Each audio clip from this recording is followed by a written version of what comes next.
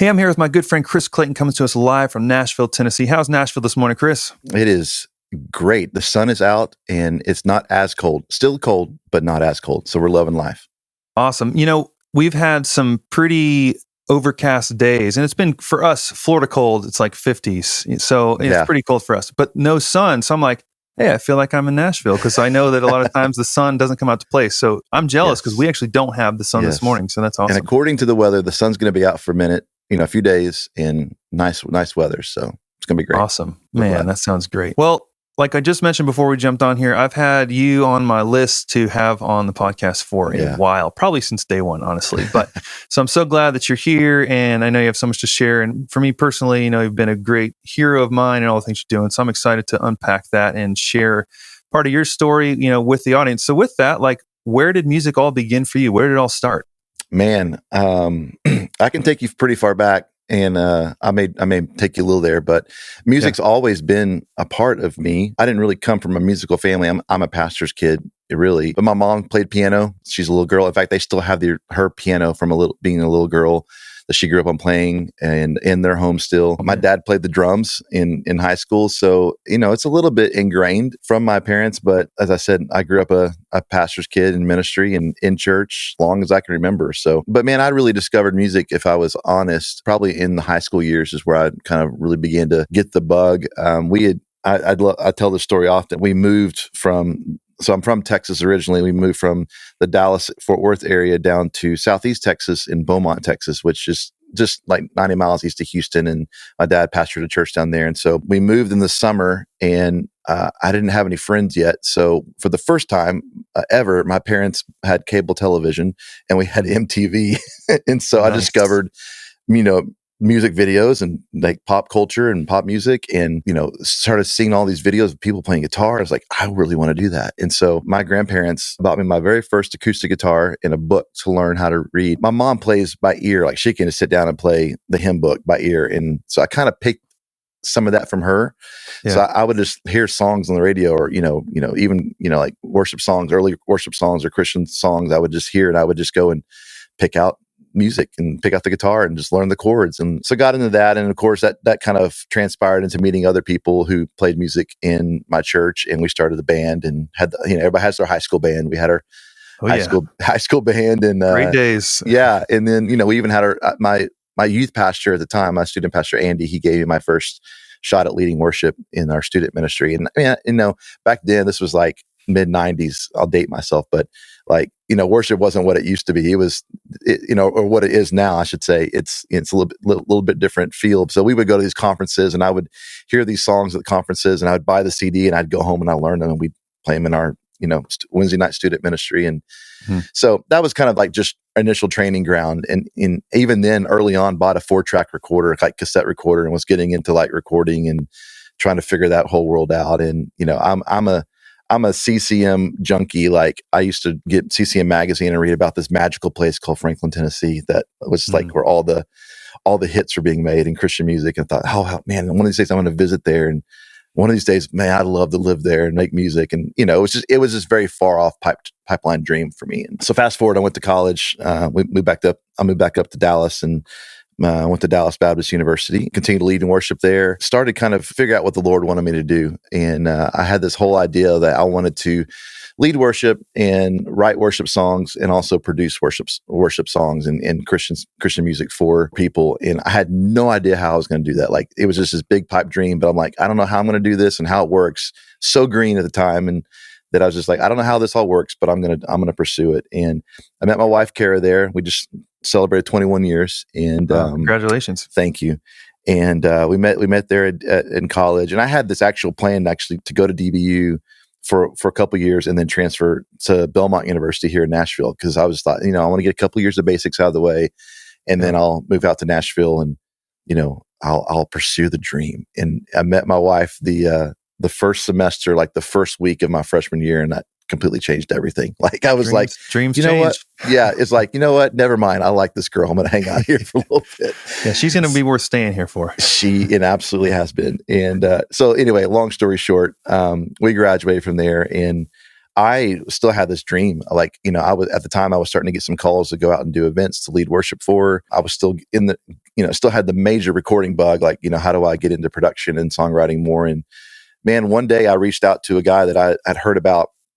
I'd produced some records in the Dallas area. One of them was an early Chris Tomlin record, like before Chris was signed, and his name was David Parker. And so I reached out to David and just emailed him. I was like, "Hey, you don't know me from Adam.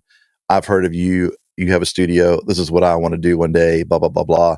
Would you take a chance on a kid?" Basically, and he basically said, "Hey, I've been praying about bringing on an intern, and and would you be interested in doing that? It's non-paid." And I'm thinking, oh, well, yeah, I guess. And I was just naive enough because I had just asked Kara to marry me. And so like we were engaged and she had a job and I was like, I'm going to go work for this guy for free, honey. Hope that's okay with you. And she was, she was the best. Like, she's like, man, this is what the Lord has for us. Then absolutely. And looking back, we were just, naive, green, and just somewhat dumb, but we just felt the peace about it, and just knew the Lord was setting that up. So I worked for him, ended up coming on staff with David as like an engineer and kind of a studio manager at his studio for, I guess, a handful of years. And then eventually went out on my own at his kind of encouragement and blessing, started my own studio production, and all this being in Dallas at the time. And so we spent the first 16 years of our marriage and family. At the time we had 4 boys, and we adopted a little girl here in Nashville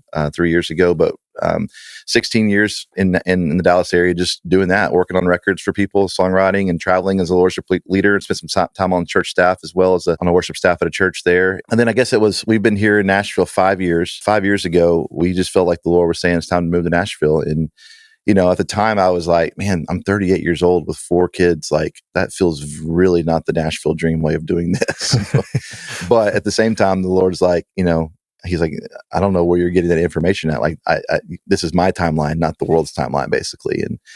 And so we had felt kind of a draw out here for a few years, even before that. I started coming out here for writing and records that I was producing in Dallas. I'd fly out here for mix. I'd hang out with the mix engineer for a week while we mixed the record, and just developing a lot of relationships. I ended up signing a publishing deal with our friend Michael Farron and Integrity Music, and did about a year and a half of that deal in Dallas, and just would make trips out here. But 2015, dude, I made 5 or 6 trips out here alone in 2015, and I was like, okay, this is getting kind of ridiculous. Like, maybe we should move here. And so I remember going to my wife in April of 2016 and saying, I think we're supposed to move to Nashville. And she lost it. Like, she just kind of started bawling. And I was like, she doesn't want to go to Nashville. And she eventually said, I've been waiting for you to tell me that, because the Lord told me that months ago, but I wanted to wait to hear it from you. Like, the Lord gave it to you. Wow. And that just, like, man, the feeling that I got in that moment, I was like, I can't explain it. Like, just the peace that we had in that moment of the Lord saying, okay, time to go. And so the next few months, got ready to put the house on the market. House sold in 24 hours over asking price. Wow. We found a house over FaceTime here in Nashville and moved in October of 2016. And man, it's been an awesome ride here so far. And so since I've been here, the Lord's just continued to open up a lot of doors from a publishing and songwriting side of things, and even relationships in town with industry people and ministry people. And I'm now on staff at Gateway Church in Franklin, which had no intention of being on church staff. Like, in fact, I tell people, I told God when we moved here, God, I do not want to be on church staff. I just want to be a guy that works, serves in my church, loves the church, and just comes to church on Sunday. And he gave me about, I don't know, 4 or 5 months of that. And then he said, no, it's time to be back on church staff. And, and so I wouldn't say kicking and screaming. The excitement got, I got excited about it, but I was started as an associate worship pastor here and moved into the worship pastor role here at Gateway in April of 2017. So coming up on 5 years this April of being on staff here. So it's part-time here at the church, and really I'm full-time production, songwriting. And yeah, that's the quick, highlights of it all. So, man, well, so much there. I love all of that. And I mean, for one, what you said is Parker, what was his first name? David Parker. So, a champion, right? Yeah. Oh yeah. It didn't make any sense. You just basically randomly reached out to somebody that was doing the things that you want to do. And for one, he could have been like, well, I don't want this dude to be trying to do what I'm doing because I'm doing that. No. Yeah. And two, like if he didn't even know, I'm sure that you probably had some kind of communication to show like some skill or something, to some kind of a resume or something, right? No, actually not. That's the crazy thing. I mean, what you're saying is right. I mean, it was just the Lord kind of orchestrating it. I was fresh out of college, and I remember this was like we graduated in May of 2000, but it was basically living with my grandmother until we got married in January because I just, free rent, and that was awesome. And cooking. And cooking. So like, she lived in the Dallas area. And so I was like, can I live with you, Nanny? And she was like, yeah, that's great. And so I lived there. And so one day I remember just sitting down at my computer and just thinking, okay, this is early internet. Like, so, like 2000s, like, web pages were archaic back then, but he had a website for his studio. And I just remembered him, like I said, producing this thing for Tomlin and a couple other people that I'd heard of, and I just took a shot, and just kind of threw the email thinking he may never reply back. And it was the next day I woke up and there was already a reply, and he was just like, like I said, he said, I've been praying about God bringing on someone to help me because his workload had gotten so massive, and he was ready to train up somebody really from the ground up. Like he was looking for someone who didn't know hardly anything so he could kind of get trained in his ways, of some ways he's doing it. So, I mean, my first couple of months, man, was just sitting at the console and just watching, like just learning. And I'm a visual learner. So like I watch and I learn, and then he would teach me, how to patch things and how to, what kind of microphone an SM57 is. And then, 421, like he would just walk down, like, how to mic a drum kit and stuff I still use today. Like, I mean, I think about things I learned from David, like every single day. And he was also my worship pastor in my church. So like I worked for him at the church for a season too. And so even things I use, on a Sunday morning and throughout the week and planning and thinking about worship, worship leading and service planning, like, I still utilize that today. So, and he's still very influential in my life. Like we keep in contact, and I'm actually going to his son's wedding in 2 weeks. So it's like, he's still very, very influential and, just a true mentor. So, yeah. That's so great. So foundational. And like, people, I think a lot of us feel like we have to do this alone. And like, if we don't do it alone, then like, we didn't really do it, it's like, oh, but the reality is like people like David and people like you and other people out there that are willing to, turn around and actually pull people in, those are the things that's where the fruit is exponentially multiplied, right? Because like all the things that you've done, he's been a part of that story. Mm-hmm. And now I get to be a part of that story too, because of how your influence on me and all the other people that, we know and we work with. So like, that's the kingdom right there. Yeah. But it comes through serving and never being too big for your own britches, right? At the end of the day, like him seeing something in you, just whatever the timing, the divine timing of that, certain things you can't like make happen. It's just, he was waiting for you to email him and he had no idea who you were. And so it worked, but then that set. So then I wanted to kind of dig into a little bit, like you felt the pull to go to Franklin and be in Music City, but it wasn't for a long time to when it actually came to fruition. So what was that 16, like what was that? Did you have like a standalone studio? Like was that your main deal, or what was your general workflow through that period, kind of building towards Nashville? Yeah. So, I spent 3 or 4 years working for David at his studio. And, like you said, that was very foundational. It not only taught me like, audio skills in terms of like patching and miking and mixing and, production. Yeah. It taught me how to build relationships with people, because I was surrounded by some great players, even in Dallas, who we'd bring in to play on projects, and just learning how the process of the system, the organized system of producing a record, you understand, like, as far as like, how, sending out mixes to mastering and, building just those relationships. And then, I learned everything from how to build budgets to how to calendar and how to communicate and how to be professional and all those things. So that was very bedrock to the whole process of moving out here. But so after I left David, and like I said, it was really him saying, hey, you've kind of outgrown what I can teach you and what you can do here in my space. The only way you're going to grow and continue flourishing is if you do this on your own. And that was very hard to hear, because, I was on small but comfortable salary with him. And, so now it's like you're kicking me out of the nest, and now I'm full on entrepreneur trying to make ends meet every month. And here we are, at the time we had two little boys. And so it's like, I'm maybe late 20s, at that time. So I'm not ready. I'm not ready. Yeah. I totally felt not ready.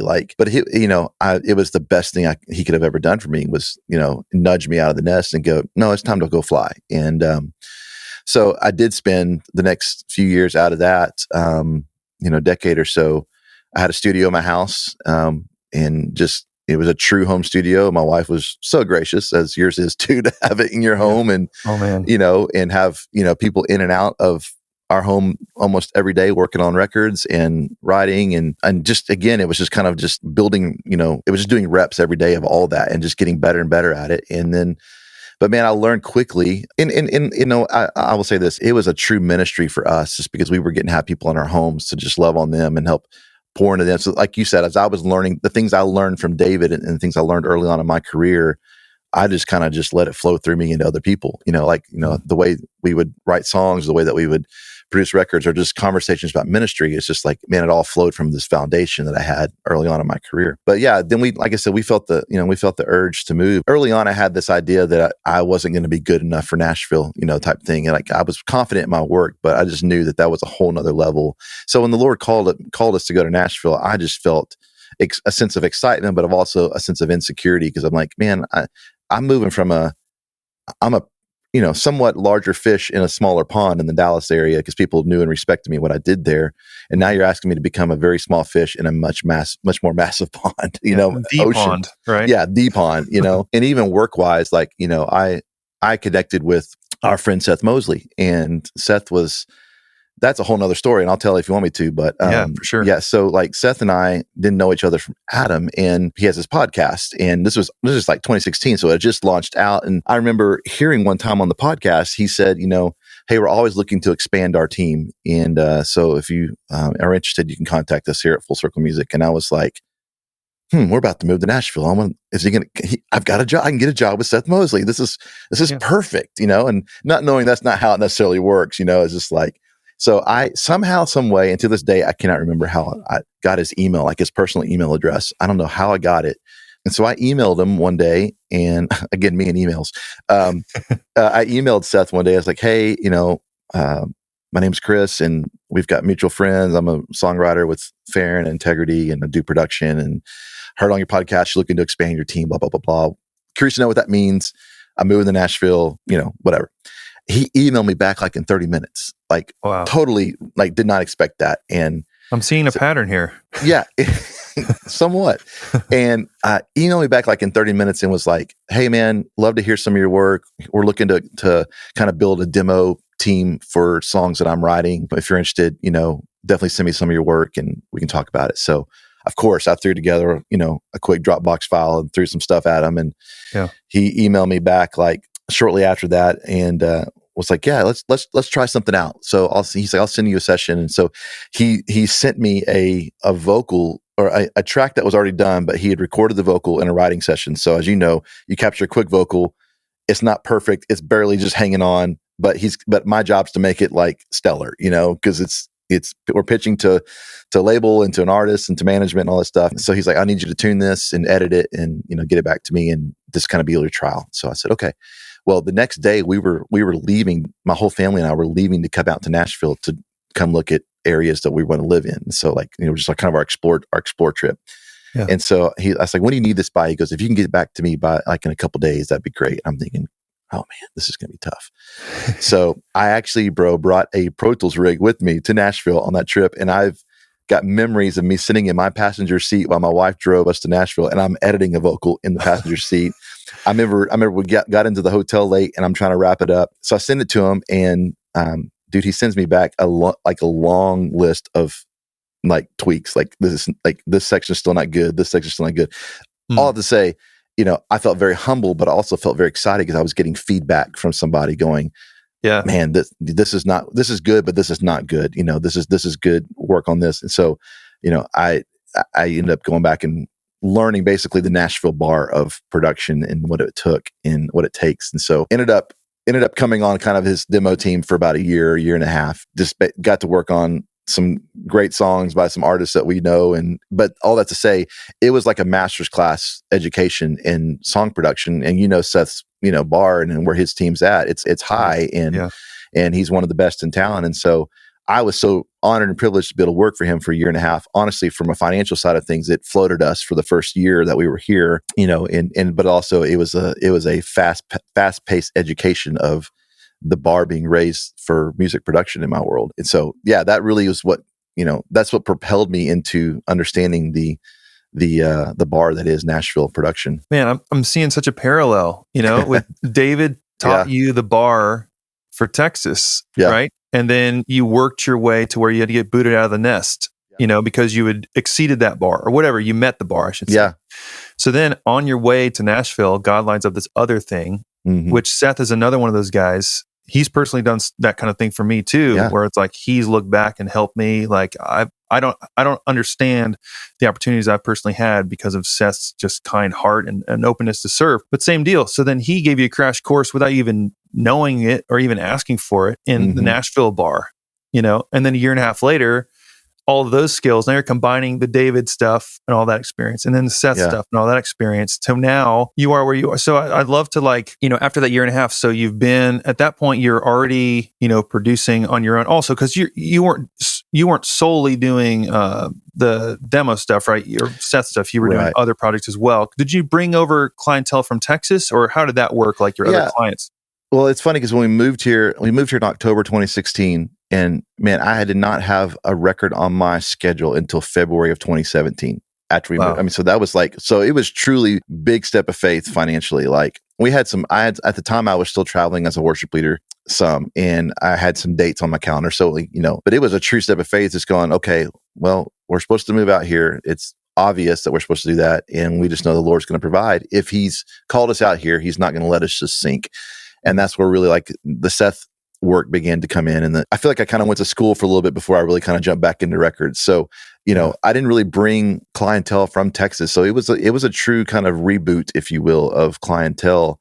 Yeah. Even I've done stuff. I'm actually spending more time in Texas now than 5 years after 5 years of living here, because I've just got some artists that I'm working with in churches out there. But moving initially, it was truly kind of a reboot, and it was just completely fresh people and relationships, and not to mention, even from a songwriting side of things, because Farron, Michael Farron was a big, obviously, champion early on. I did 3 years with him in a deal, and the relationships I met there, I still write with people today, that I met there. And, it was a complete reboot of sorts, which at the time was very scary, but looking back, I'm like, I was kind of excited about it. Yeah. It was like your transformation, into what you needed to be now, but amazingly so, like God knows that you didn't know, because you'd probably be like, dude, that's a big order, to kind of go through this process. Like because you could have been like, yeah, I'm already the Texas guy. I already know what I'm doing. Like, I don't need any help, but like for you to openly just say, like, you'd probably even think about it, you just did it because that's just who you are. But that's God used that refinement period to bring you in. So, we've talked about Farron a few times here, and that is where you and I's path crossed. As I attended I didn't attend the first Kingdom Songs, but I came to Kingdom Songs. So interesting enough, I found the Full Circle Music podcast also in 16. And through a friend challenged me to write some songs. And he's like, hey, I want you to write these songs. We're going to pitch them to this guy, Seth Mosley. I didn't even know who that was. So then I found the podcast, and that led me to reach out for a different reason. It was about their older boot camp, and that's what got an invitation to their first songwriting retreat in Nashville. That was my first trip, and that literally changed our whole life. So that's awesome. So it was similar, all because of the Full Circle Music Show, now the Main Music Podcast. Yeah. Man, what a great resource that is and has been. I remember, I still listen to it, but when it first came out, it was just like, I could not wait for the next episode, because I just felt like it was just dropping gold, and I loved hearing all the stories and interviews. And so, it's like Jason Ingram, what? Chance Segura, what? Man. Like, we get to hear all these guys' stories, because usually it's like, you don't really get that. We hear a lot from the artist side, right? But not as much from like the industry side. So it's been an incredible resource in real like game changer. So Kingdom Songs thing, like that's where we met. So obviously you got involved with that. Was that just like naturally through Farron? Just like, how did that kind of start to where you became a part of it? Yeah. Because it kind of came out of overflow of the community that he had built at the time of songwriters, and just his heart for, mentoring young songwriters. Yeah, it just kind of came out of that whole time frame with Michael there. And, I really had no idea what I was getting into with Kingdom Songs, honestly. like I did and I didn't, because I actually did come to the very first one back in 2011, which was, a part of my story I didn't talk about. But I came out to Franklin. This is like early on when I was starting to make trips out here. And Michael had actually called me one day and said, "Hey, I'm putting on this songwriting retreat with a guy named Wisdom Moon." And I didn't know Wisdom at all at the time. Yeah. And he's like, "There's a guy that applied that put you down as a reference." And he's like, "I'm just calling to kind of get, check him out." And I was like, "He's cool, but tell me about this songwriting retreat." Like, I was more interested in knowing about the songwriting retreat.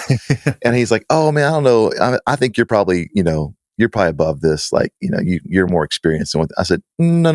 Like, tell me about this. Like, yeah, I'm not just, of course I'd love to write, but I just, I want to come to Nashville. Like, I want to meet people. Yeah, give me a reason." And so he kind of explained it, and he's like, "This is what it's going to be. We're going to, and it was still kind of the same format as what you attended, in the infancies. Dude, he was actually here in this house that I'm standing at Gateway. So on our property, we have this, at the church, we have a house that's on here, and it's our pastor's offices, and my studio's here at the house. And the very first Kingdom Songs, which was actually called Hymnish at the time. It was called Hymnish. It was weird. Love it. Was here in this house. And so I drove onto this very property in 2011. I think it was May of 2011. Our building wasn't built yet. It was just this empty 7 acres or whatever we have here with the house on it.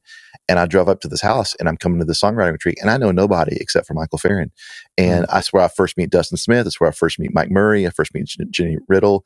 Micah Tyler was at that retreat. He was a nobody at the time. Wow. There were some others that are now doing some great stuff in ministry. And I remember coming down to this room because Michael used to be, in my studio. This is where he was working out of. And we did gang vocals for a track one night he's like, I need some gang vocals. Y'all come down and sing on this track.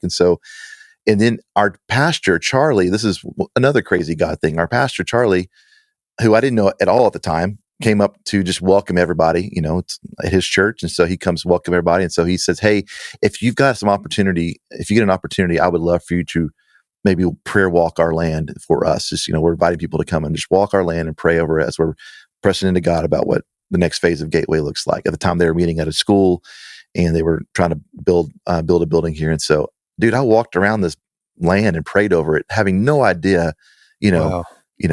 Whatever 5 years later, I would be, moving this town and becoming on staff as one of the worship leaders.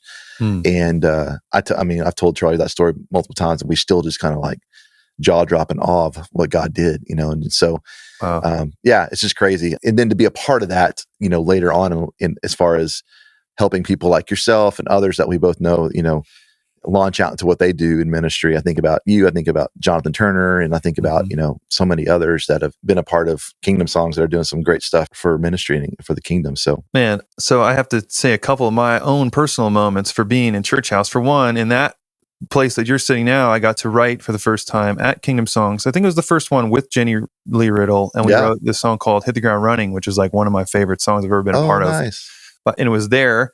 And the other interesting part is at the same Kingdom Songs, one of those, we did like a song sharing part, and we played songs. And it's funny because it's not like winning, but like they picked one of the songs I submitted. Like, you guys picked. That's awesome. And like, I don't ever get picked for anything except for like being out. Like, that's usually it's not, but it's so when they picked it, of course I was like freaking out, nervous or whatever. And they're playing it. And after it was done, she was the first one up, and she goes, I don't want to, give too much critique because it sounds like you had this produced. And I'd done it myself, and I'm sure that it wasn't anything, but like she had heard it, like she didn't want to offend my producer, right, or whatever.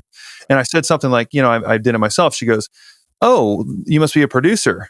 And like, that was the first time I'd ever actually been called a producer, was sitting in Gateway Franklin at the first Kingdom Songs. I was like, am I? Like, I thought I was just making songs, like I didn't think about it in those terms before. Yeah. So like those little moments personally for me had like obviously shaped everything, that we've done. So those little things, so something special about, that place. So you're saying that like, there was only the church house was there, no church at all. Nothing was here yet. Yeah. And I have little memory of it, but I remember I have this memory of driving onto the driveway here at Gateway for the very first time and just seeing the house. Like, I was like, okay, at the time, like all this development that's around us now was not here. It was truly just South Franklin, still kind of in the farmland sticks of things. And there was no building. There was a cross in the middle of the land that Charlie and the team had put out there. And that's when he said, hey, if you guys could just walk around the land and that cross and just pray for us, that would be awesome. And I remember we took time to do that. But there was nothing here, and there was nothing here. That's amazing. Yeah, that's one of my favorite roads and all is Lewisburg Pike, right? Yep, that's it. That's like one of the prettiest farm roads of all. Oh, man,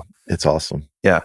Okay, so kind of transition from that, you're doing the production thing now, you're in town, you're doing all that stuff, and then church house stuff starts happening. So I kind of wanted to dig in a little bit to like how you've developed this songwriting worship culture, because I know that your pastor Charlie is way on board with that, which is incredible and amazing. And honestly, sadly, it's unique that he is so like impressing upon that. Like, how has that been a part of, rolling out your own music? And you've done some releases as Church House too, but like building that songwriting culture within your church, like what has that process kind of been for you? Has that always kind of been on your radar too? Is that something that's sort of just naturally happened over time? Yes and no. So from a personal standpoint, even my church in Texas that I was on staff at, and even outside of being on staff, because there was a season we just went that we wrote songs for our church.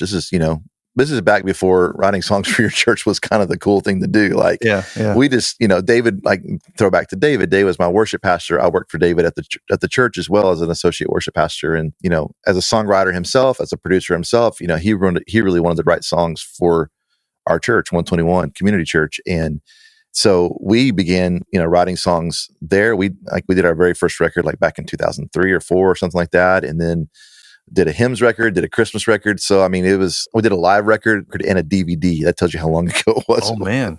So like double trouble. I know, man. So like, that was part of our culture, and, just learning the process of doing that, logistical process, but also the heart behind it really again stemmed from David, in my time on staff with him and, doing that. And fast forward and we got to Franklin, man, I would say from a church house perspective, man, I really kind of inherited it. Like the foundation had been really laid well from when Farron was here as worship pastor and on staff, and he had kind of created this culture. And that's just, if you know Michael, that's just that oozes in him, in terms of writing for the church, and his heart was to write for a Gateway at the time. So I kind of jumped in on that when I first moved here. Even when I was underneath him on staff, I began producing all the church house stuff alongside him and writing for it. And then when I came on as worship pastor, kind of, just kept that ball rolling. And it's ebbed and flowed over the years. And I would say we're kind of in a regrouping kind of resurgence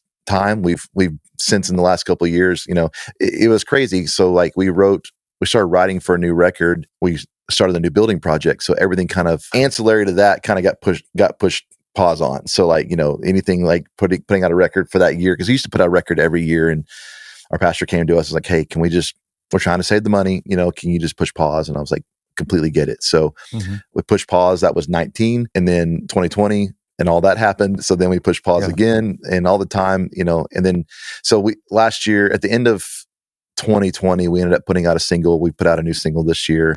And this is the year we're kind of like trying to figure out what we're going to do next as far as what Church House looks like. We've had, just new people onboarded, and some people have left, and gone, to do other things. And so it's kind of that whole reboot year. It's completely just, a fresh slate. And so with our new series, our new theme for the year that we're pushing into, we're kind of just saying, all right, God, how are you renewing this in us? Because our theme this year is renewal. And from a logistical dreaming side of things, it's always been part of the culture here, from day one of writing songs and putting out stuff, and things I've learned here, and things I've learned even with David at 121, I'm now carrying into other churches that I'm working with, and helping them grow their songwriting, culture. And getting to experience, I don't know, you're probably the same way in this, but as a worship songwriter, especially getting to see other churches use music that you've been a part of when you're not physically the one playing it is like something special that there's nothing like it, and I know that you've experienced this much more than I have, but just getting to see like God work through these songs that can be happening states away, countries away, there's nothing like that. So on a practical side, as a producer, you said you've been going to Texas a lot, spending a lot of time there. So what does that look like for you these days, now that you've, in your current kind of producer, worship guy, songwriter hat? Like, what does that look like? And I know that every day is different, but like, what is your daily kind of looking towards records and how you approach? I know this is a loaded question, but no, it's good. You as Chris Clayton, the worship producer, like, what is that like today in 2022?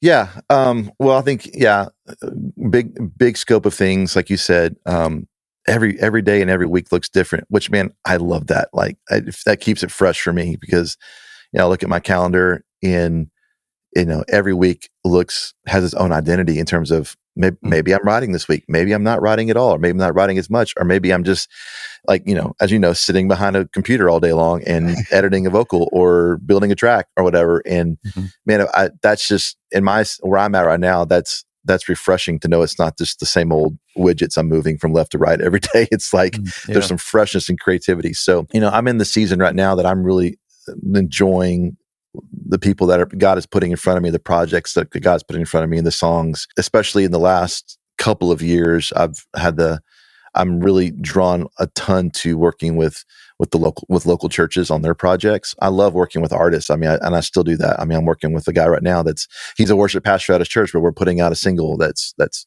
an artist.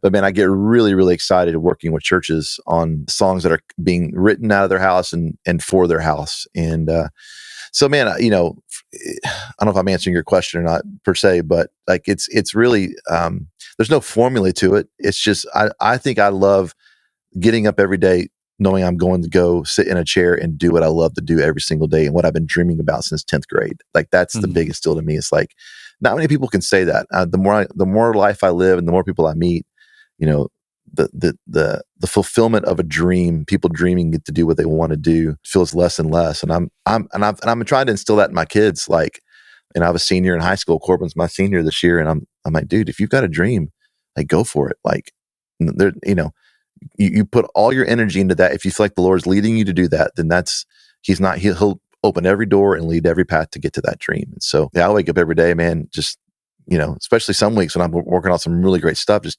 cannot wait to get to work on it, so that's so good. And I think that's so valuable that anyone listening, like, it's, even if it might seem like completely like, because in the beginning you were using terms like pipe dream, like this would never happen, that would be like best case scenario, right? And now sitting in that every day, but also I think it's really cool too, and I'm just like you in this way, like everything is different. There's variety, and some people might be like, oh man, I need the same thing every day to know that I'm going to widget A to widget B, and then I can go home and eat dinner. Like, so my experience, we've been full-time in music for only 2 years, but like, it's not, if I wanted that, then I need to do something else, because music is very up in the air and changing, but the same passion we had when we were teenagers, is still driving it, right? It's just changed, it's evolved, it's grown up a little bit over time, a little bit for me over time. So I love that. And so as far as like when you're doing, because like I know that you work at Valley Creek a ton and stuff, and like, are you doing like, this is like more practical production stuff? Like, are you're doing like live tracking with those guys? Are you doing pre-production? Like, what's a general process that you're doing with churches these days? So Valley Creek's a great example, because we just literally signed off on masters yesterday for their new live record. So it's literally in that, and I'll just give you that scenario of that particular record. So man, for us, that's literally over a year's worth of work on that on this one project. And I'm taking it back to when we actually started writing for the record. So we started writing for this live record that's coming out in a couple months in November of last year. And so some of the early songs were written there. So for me as a producer, let me just kind of give you, I guess you're more asking like process So for me, like with them, like in anybody I work with, and you've heard this probably on the podcast before, it all starts with songs. Like, man, we can't do what we do as producers unless we have the right songs in the right format and just in a great condition, if you will, to work on, because we can't take what's not good and make it awesome. We can put a mask on it per se, but it's eventually it's all going to shine through anyway that it's not the best song. So we really have to, focus on songs. So with them, like, man, we spent a good amount of time just making sure we had the right songs, and started writing. We went on a writing retreat with them in November of last year. And then I brought them out here to Nashville for a week, and we wrote out here for a good solid week. And just people, they had basically written in-house only for pretty much the entire inception of Valley Creek Worship, and nothing wrong with that. What they were writing was good, and it was some of them were really, really good. But I just encouraged them. I said, hey, Nashville is not the magical place where all the good songs are born, but you have to think about that. It is a hub for songwriters. It is a song town. And so there are people out here that love the local church and love Jesus and love writing for the local church about Jesus. And so you should come and, we should start bringing you guys out here to just introduce you to these. And I think it's going to help grow you as a songwriter. And so of course they were like, we would love to do that. So they came out for a week, wrote with some great people, and man, every song we wrote that week made the record, and just because it was a level up, like it was a complete level up of their songwriting. So yeah, from a production process, in every write, I'd build out somewhat of a demo, and then as they were kind of landing on it, they would try it. They would try songs out on Sunday mornings, or they do a big staff chapel. So Valley Creek's multi-campus, 5 or 6 campuses. So they have a large staff. So they do like a monthly staff chapel type thing, and they would try new songs out there just to get the feel of the staff. And as songs were kind of beginning to resonate with their church, I would go in and start building out more of a demo for them to have some stems to, and just start kind of putting some flesh on things. And so we met, and kind of were like, okay, these are the songs we want to do. And then I kind of got into pre-production world, and I spent, I can't remember, a good 3 or 4 weeks just on pre-production and just building out roadmaps and tweaking arrangements with them on the actual songs. And then sent them stems, for them to play to and kind of get familiar. Then I flew out there. So we did live recording in October of this past year. I flew out a couple of weeks before that and did like 2 days of rehearsal with them. So just sitting with them, just kind of walking through songs. I knew they were playing them already, but I kind of wanted to be in the room so we could like just do some actual production. Because as production's so much more than in the moment. It's in the preparation. So like, especially in a live record scenario, like I want to make sure that the trick with the live record is to make it where they feel comfortable enough to play the songs, but comfortable enough where they can get off the songs in a moment where like the Lord's leading and still feel confident about it. Yeah. And so spent some time in rehearsal with them, then flew out for about it was 7 or 8 days on the next trip, because we captured the night of and did a live recording that night, which, funny story, the power went out during the live recording, no way. Which was never happened to me in as many live recordings as I've done and been a part of. That had a big power surge. Like it's one of those that it went out and came right back on, but it was enough to knock everything out. Like, oh no! I remember standing at front of house that night, and like all of a sudden, like everything went dark, and I looked over our main recording rig, and the main recording rig had gone down, like completely out. And oh my gosh! And they had a redundant rig, and the redundant rig kept going. So there's a pro tip: when you're doing live recording, make sure you have 2 recording rigs, because you never know what's going to happen. You just never know. So, wow. Luckily we, like I said, I had the backup rig that was on a battery backup. So then I spent a good week out there doing overdubs and fixes with them. So I took the raw files, dumped them into Pro Tools that I work in, and kind of began to separate the songs out. And we just went to work on overdubbing, fixing guitars, adding keys, vocals, things like that, just to, we kind of just dissect the song and kind of see what it needed. And then I took it back here, and then I spent the rest of a lot of my time in the fall just cleaning up, editing, getting it all ready to go to mix. We sent it to mix. I guess it was early in December. Yeah. And a guy named Luke Hendrickson out at Bethel Church mixed the record, and just incredible. Just incredible. I can't speak highly enough about Luke. Yeah. And then sent it to mastering. Our friend Drew over at All Digital mastered it, and we just signed off on those yesterday. So that's a quick overview, but that's typically what it looks like. And that's pretty true to any record, but there's so much. I will say this, people think that live records are easier production wise than studio records. It's actually triple the work, because you're creating demos, and when I say demos, I'm creating full on like demos for them to listen to and kind of build parts off of, and Right. so there's one creation of a song, and then we track the night, and then we go, so there's the other creation of the song, and then we're going back in and we're retracking a lot of parts for it, so there's a third creation of a song. So it's literally like triple the work because just the amount of effort that goes into it. So it's not as easy like, hey, let's throw some mics up and let's just record it and we'll just go mix it down. You can do it that way, but most live records today are made with that very process that I just told you about. No, I love that. Yeah, it's not like the 1940s where it's like one microphone, like an orchestra and a singer when that's it. Right. This is like super, you're doing like 3 projects in one. Yeah. But I'm so glad you broke that down because, I think that there is, you think like these bands like Elevation goes on stage and they play their song and then that's what we're hearing. Like, that's not it. It takes, literally, you guys worked on it for a year. Yeah. And then all these different processes and parts, but there has to be a lot of focus on it. It's not just something they're just like, we think we're going to do an album, and then it's just going to be there. It's like huge time and consideration. And then I can't even imagine how many working parts, how many people were involved in this 7 songs. Mm-hmm. But the fruit of that, when it releases, is going to be like, okay, like this is legit music and it's going to go further than ever. And I love that you were able to kind of bring them into the, it's like with the Nashville thing, it's like, not every songs can be written outside of Nashville that are great. Sure. Right. But when you, like you said, like the high concentration of people that are all focused on this one little side of the industry, like not just, church music, but like specific modern worship, like there's no way that's not going to rub off on this Valley Creek team or any other team, to come up with pushing them to a new level in the same way that you experienced with Seth, he pushed you to a new level. So you're able to offer that to these guys and all the other people you work with. So, and I would say pastorally, like I'm wearing that hat too with them beyond just producer hat, because like when I do schedule writes for the team, their team to come in to write, like I've got to make sure that it's with people that could, who they're going to first meet for the very first time, but also I know the Nashville writers hard enough to know that they're going to get the vision of Valley Creek, right? Like what they're going for in their songs. They're going to understand the culture that Valley Creek's coming from.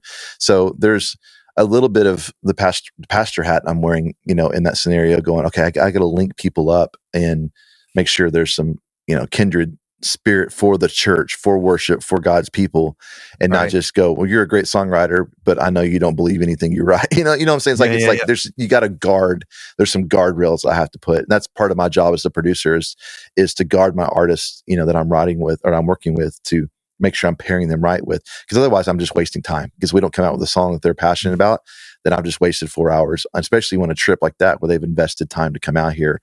Every write's got to be a home run, from that angle. Man, well, it's like that quote from Pastor Charlie, right? Like as writers, like songs are sticky, and especially when you're bringing in people, they don't even go to those churches. No, I know we're using Valley Creek as like the example, but you do this with all kinds of churches all over the place. Yeah. So like having that, first of all, it all comes back to relationship, because if you don't know who you're working with, then you can't offer those guardrails, right? Right. You're just going to go for the name or like the best whatever. But like, if you're really trying to serve, and that's the pastoral side, if you're really trying to serve that body, then it comes down to you caring about those people and caring about the people who are going to sing these songs, and within the walls and then with outside the walls. So, I mean, that's really special, because that all points to, it's just the passion for you. It's not just a job. It's not just something you can do well and you do it well. You are completely invested in the people and I know either you posted or saw you or talked about it, like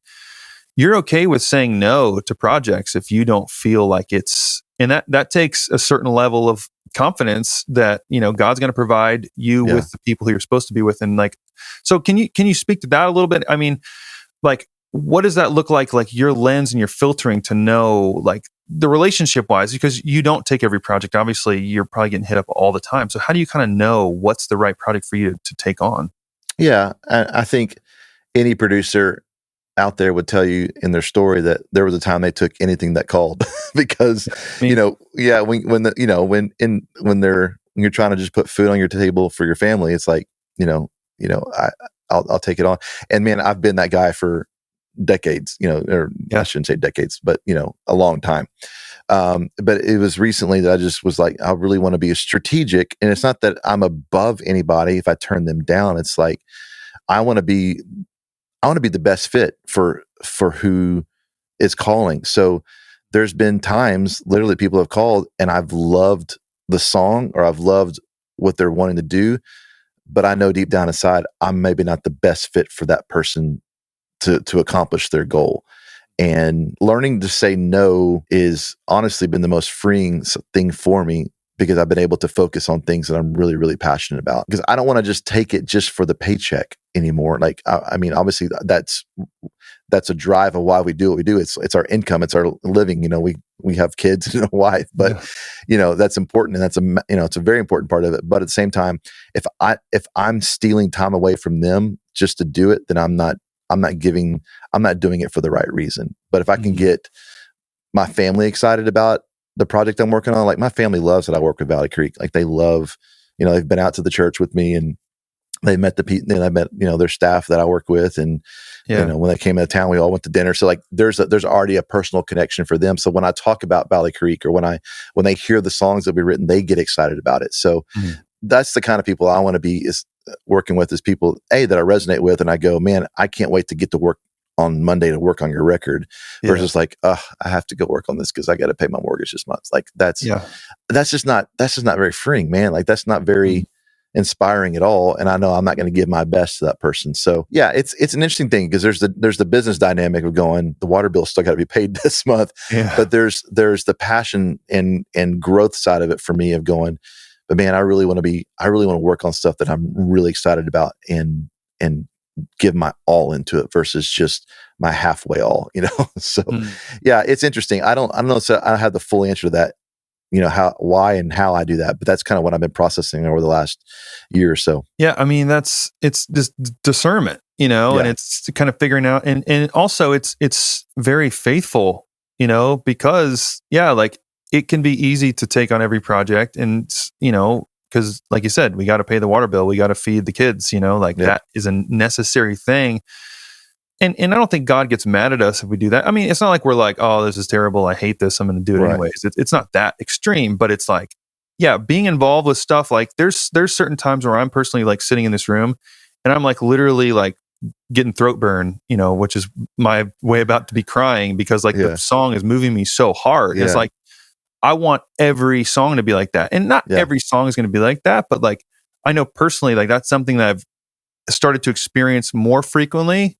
And like, I feel like that's when I'm sitting in the spot I'm supposed to be in, is when those things are happening. And I feel like that is what you're explaining. Is like, when you're doing what you're really called to and where God sets you up to be, like you're going to be so into that. You're going to be so emotive, and you just know, like there's, like you said, I'm excited to get to your record on Monday morning, instead of like, oh man, what's in the schedule? Ooh, I don't know about that. Yeah. So I love that. I love that you've been able to kind of get there, but obviously this isn't year 2 for you. You've been in this game for a while, so like, and I quote you all the time on this. You always say it's in the reps, it's like, whatever you're doing, whether you're writing, producing, leading, it's like, just do it 1,000 times and then see where you are. It's not going to be like, you're going to be noticeably different between this Sunday and next Sunday, or this Monday and this month. It's like, it's in the repeated process. And 2, I think that helps us navigate, like, do you really love it? Because if you really love it, you're going to keep doing it. If you don't, which is totally fine, because there's something that you do and will love, like you never kind of get sick of it. You know what I mean? I think too, like one thing in this process, especially in the last 5 years, is learning to build a team around you to help you do this. Because especially in the last 18 to 24 months that the amount of work I've had, like if I try to do it all by myself, man, I don't think I'd be doing it anymore, because it was just, and there's so many guys that try to do it all, and man, they burn out so fast on it. And then what good does that do to your creative process if you're just completely, pulling from an empty well, creativity wise? And so I've learned to pull in people around me that are in their strengths, that, they're a great vocal editor, or they're a great mix guy, obviously a great mastering guy, a great, I can do keys programming all day long, but there's been recently a couple times, even recently last week, that I just sent it out to a guy who's like, dude, for this particular track, I need another level up of what I can do. And he gave me that. And so it served the artist. It's going to serve the song. You know, that's what they're paying me as a producer to do, is like to serve their song as best I can.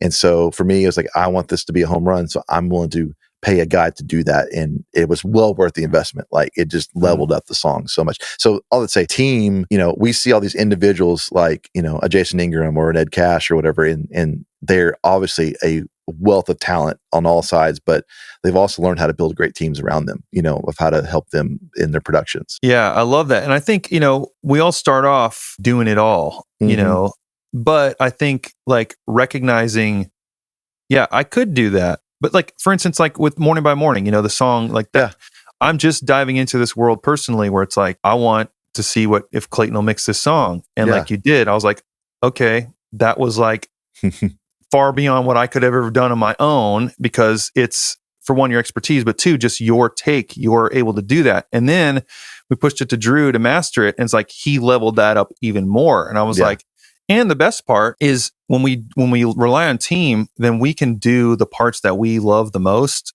and then pass off those other areas to what those guys love, you know, or girls love. And then just that whole thing, just it's impossible not to level up. I mean, of course, it all depends on who you work with, but yeah, the team aspect is like, yeah, it's not just like you're saying, it's not just that one person who does that one thing. It's like really anyone who's done anything great has a team around them. So you're right. That's when you dissect the process, you start seeing more and more of a team effort versus one person doing it. And dude, I get it. Like when you're starting out, you know, you're going to have budgets that come in that doesn't afford you the ability to hire out things. Right.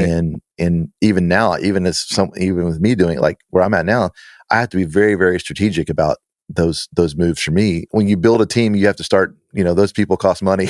just practically speaking, it costs money, and because they have to make their living too. And I respect people in that, and I want to always honor people well and what they bring. But the end result is the artist is investing in their next tier of development as an artist, in their songwriting and their production, is their artistry. So, you know, you ask any artist, when they started taking more risks and investing more into it, then their level of creativity went up when they surround themselves with the right team. I love that. And you probably just said it, but something I always like to ask people is, what's a piece of advice you'd give to your younger self? And I know what you just said is that, but I'm sure there's more things to just ask. There's more. I would say there's, I'm going to give you the younger self version of when Chris started out, and then the younger self of last year. So, hey, it's still younger, right? Technically, it's still younger. That's what I'm saying. It's still younger. So, man, early on, the lesson of gratitude was a big thing that I missed early on in my career. And it wasn't because I wasn't grateful. I think I was embarrassed sometimes of what I was being given, and I just didn't know how to express my gratefulness. And so because I didn't know how to express it, I didn't say it. And yeah, I think if younger guys and gals, whether it's a producer or an artist, if you carry the attitude of gratefulness and true, genuine gratitude, that will propel you more than any great song or any kind of great opportunity. People see that humility in you, and they want to be around you because of that. And so they want to take risk on you. They want to invest in you because they know it's going to someone who is grateful for the opportunities that they're given. And so I would say, you know, man, write great songs, invest in your craft, but at the end of the day, just be grateful and just carry that thankful heart always. And, you know, there's over say thank you all the time, because you never know what that thank you is going to lead to. And you don't do it for that reason, but when you really come at it with the heart of gratitude, it changes everything for people, and it'll change your heart as well. So, so that's one.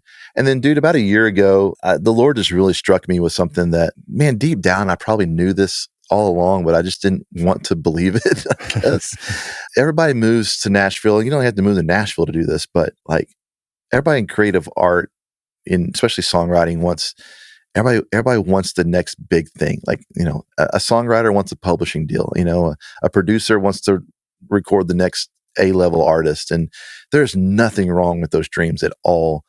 But I think from a spiritual side of it, I think we have to remember that we basically, I'm paraphrasing scripture, when we can have our dreams, but the Lord orchestrates our steps to get to those dreams, and He authors those steps. And for many years, man, I used to try to, like, either consciously or subconsciously try to knock down those doors of relationships, you know, and force my way into things. And I think there's nothing wrong with like asking and building relationships and quote unquote networking, if you will. Mm-hmm. But at the same time, the Lord's going to ultimately have his will and how he wants you to do and get into certain arenas, or maybe you never get in those arenas. And so about a year ago, I heard Jen Johnson over at Bethel, and she posted a video, or somebody posted a video. I'm pulling up my phone so I can remember how to say this, but she said this. She was encouraging a bunch of songwriters in this conference. And she said, at the end of the day, you need to dream big, stay in your lane, work hard, and God will find you.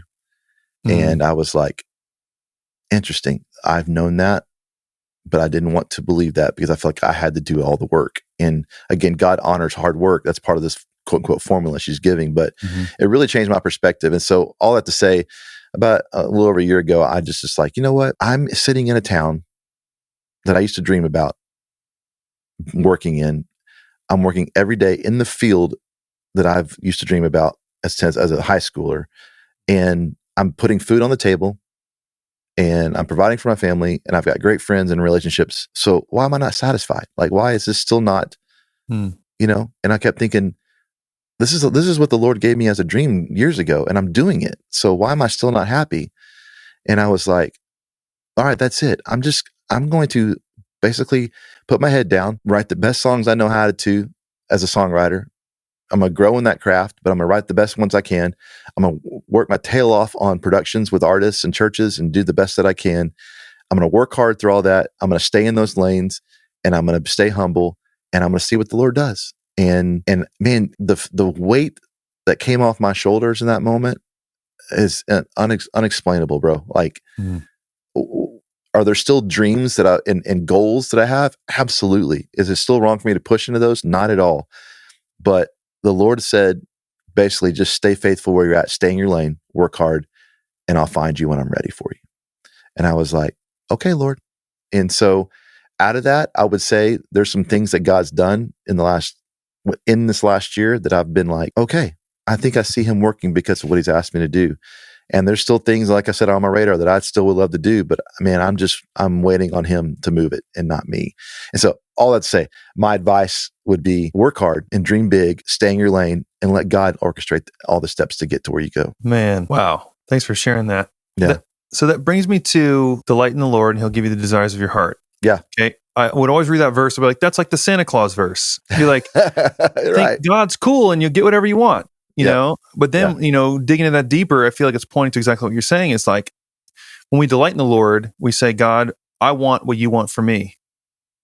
And then he gives you the desires of his heart, because then you want what he wants for you. His will is done in your life instead of the striving, right? I mean, we get the pressure that we need to get the next reckless love, or we need to write whatever that, intangible goal might be, or else we're not worthy. We're not as good as that person is. So like, we're always less than. So there's a book called The Gap and the Gain. Have you seen that book? Oh, I haven't, huh? It came, of course, our friend Seth Mosley recommended it to me. And basically it's like the gap mindset is we measure ourselves from where we are now to where we want to be, our sort of intangible, chasing the horizon, right? Yeah. So in that pursuit, we're never satisfied because we can never catch the horizon because it's always moving.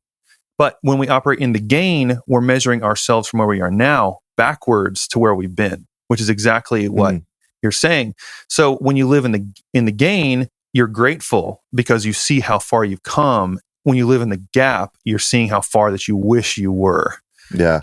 So I feel like that's exactly what you're talking about here. It's like, but then pointing back to the scripture, delight in the Lord. God, what do you want from me? Your will be done in my life. And then you get it because you're finally aligned with where you're supposed to be instead of where like we think or where we want to be. So man, I love that so much. And that's like so valuable in so many ways. I mean, you've experienced that freedom personally, as a testament to it, but like anybody listening, like, you don't have to be where, other people have ended up.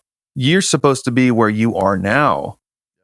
And that is like, that's the only place we can be, because then we're operating within our own giftings, with our own skills, with our own experiences. And like, looking back on the story that you shared today, like, with David and with Seth and with Charlie and with Farron and all these people who've been, and I'm sure there's so many more, that have been a part of your journey, your life. Like they were all propelling you to be able to sit in this dream that you dreamed about when you were, you were going to end up there second, third year of college, and you didn't get there till 16 years later. But regardless of the way you got there, you still get to sit in the promised land, right? Yeah, that's good. Yeah. So man, I love that. And this is so great and so much information here. And I feel encouraged and excited, just to have, known you as a, personal mentor and champion of mine, and then got to work with you on some stuff and written together. And it's been great to be able to call you friend. And I always appreciate your wisdom and everything about you, man. So, and also, let people know, if there's churches out there that want to work with you, or just how do people connect with you? What's the best way to find you to hang out?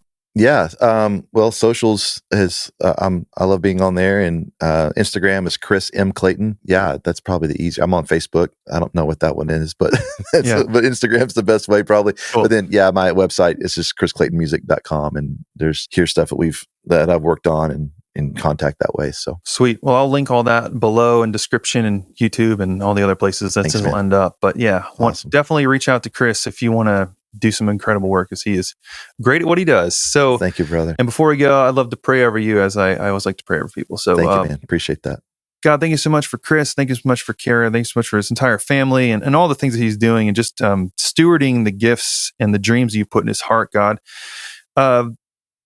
Sometimes it can be difficult to faithfully step into what you've called, because it may not make sense. At a time it might feel like a pipe dream. It might feel like something that is completely intangible, God. But we know that when you're involved, you're faithful, you're good to your word, God. And all you ask us to do is to follow you, to lay down our nets and follow you, God. So just seeing Chris's example of that, and has ended up to where he gets to sit and wake up every day and do what he loves and do what you've made him to do, God, operating within his giftings and blessing so many others, myself included, and so many others. It's just amazing to see the fruits of that, God. I pray increase over that, God. I pray increased reach and creativity, and the songs get better and better, the productions get better and better, reach more people, God. But ultimately, it all comes down to him doing what you called him to do, and that is enough for him. And what an example he set for his family and for all to know him. So God, we thank you for his ministry and everything he's done and everything he will do. In your name we pray, amen. Amen.